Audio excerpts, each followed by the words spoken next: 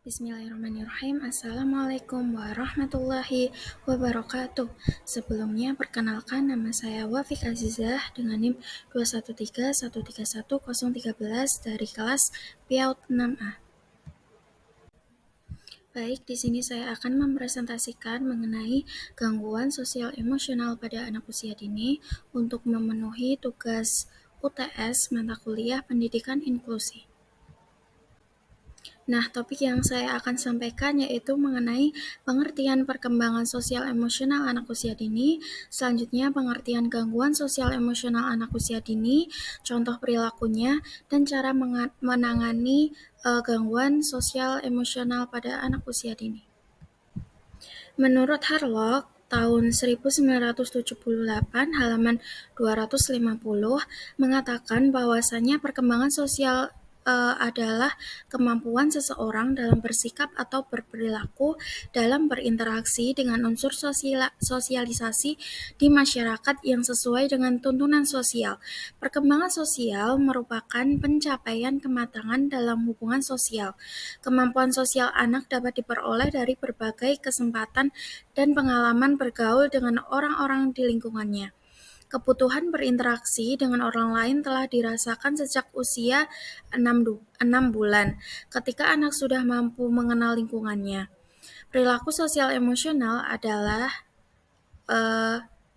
perilaku sosial emosional anak dipengaruhi oleh proses perlakuan, pengasuhan, atau bimbingan dari orang tua terhadap anak dalam mengenalkan berbagai aspek kehidupan sosial atau norma-norma kehidupan bermasyarakat, serta mendorong dan memberikan contoh kepada anaknya bagaimana menerapkan norma-norma tersebut dalam kehidupan sehari-hari. Selanjutnya, perkembangan emosional anak berlangsung dalam interaksi dinamis antara hubungan orang tua dengan anak dan lingkungan mereka. Salah satu aspek dari lingkungan ini adalah pengasuhan, perilaku orang tua yang stabil, dan sikap anak-anak menentukan iklim emosional dari keluarga. Kemampuan bersosialisasi dan mengatur emosi ini diperoleh anak dengan berbagai kesempatan dan pengalaman bergaul dengan orang-orang di lingkungannya, baik orang tua, saudara, teman sebaya, atau orang dewasa lainnya. Orang tua diharapkan bisa menjadi mitra kerja yang baik bagi anak karena pengasuhan yang diberikan orang tua kepada anak yang positif akan menghasilkan anak yang berkompeten dan memiliki karakter yang baik pula.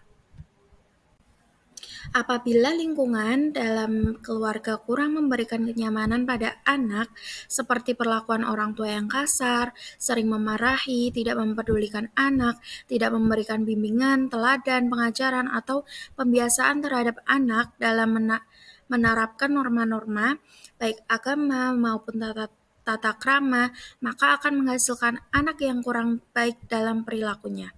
Orang tua diharapkan untuk terlibat dalam kehidupan anak, baik di rumah maupun di sekolah, untuk meningkatkan keterampilan sosial anak dan menurunkan masalah perilaku anak.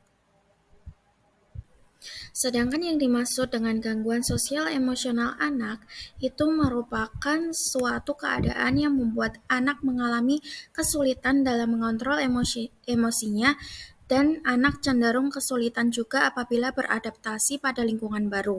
Biasanya anak yang memiliki gangguan sosial emosional cenderung emosional dan sering melakukan tindakan-tindakan agresif seperti memukul, merusak barang, dan mengganggu orang lain. Contoh perilaku anak dengan gangguan sosial emosional. Yang pertama yaitu temper tantrum. Yang dimaksud dengan temper tantrum yaitu permasalahan perkembangan emosi pada anak usia dini. Anak yang memiliki permasalahan pada perkembangan emosinya, jika mereka menginginkan sesuatu yang tidak segera dipenuhi, mereka akan mengamuk yang berlebihan, seperti memecahkan barang yang ada di sekitarnya, berguling-guling di lantai, meninju, menjerit, menangis, menendang, serta menghentakkan kakinya. Contoh perilaku anak dengan gangguan emosional yang kedua yaitu anak cenderung pemalu. Pemalu yang dimaksud di sini yaitu emosi pemalu yang negatif pada anak sangat berdampak tidak baik untuk berhubungan dengan orang lain, karena emosi ini bisa menghambat dan mengganggu anak dalam berhubungan dan bersosialisasi dengan orang lain yang ada di sekitarnya. Selanjutnya yang ketiga yaitu anak cenderung berbohong atau pembohong. Perilaku yang negatif yang dilakukan secara sadar. Perilaku ini muncul pada anak karena anak takut kalau dimarahi karena kesalahan yang mereka buat. Berbohong untuk mengatasi kekurangan yang ada pada diri anak. Yang keempat yaitu anak cenderung penakut. Perilaku ini merupakan bentuk emosi kecemasan. Jika rasa takut yang dialami anak sangat berlebihan, ini berdampak tidak baik pada anak karena perilaku takut yang berlebihan dapat mengganggu aktivitas anak. Nah, yang selanjutnya yaitu cara menangani anak yang memiliki gangguan sosial emosional. Yang pertama, orang tua atau guru bisa mengajarkan anak cara menenangkan diri. Yang kedua yaitu mengajarkan anak untuk bisa mengungkapkan perasaan yang dialaminya. Yang ketiga yaitu memberikan apresiasi kepada anak. Yang keempat yaitu memberikan dukungan kepada anak. Dan yang kelima yaitu melatih anak untuk bisa lebih percaya diri. Dari saya cukup sekian, kurang lebihnya mohon maaf. Wassalamualaikum warahmatullahi wabarakatuh.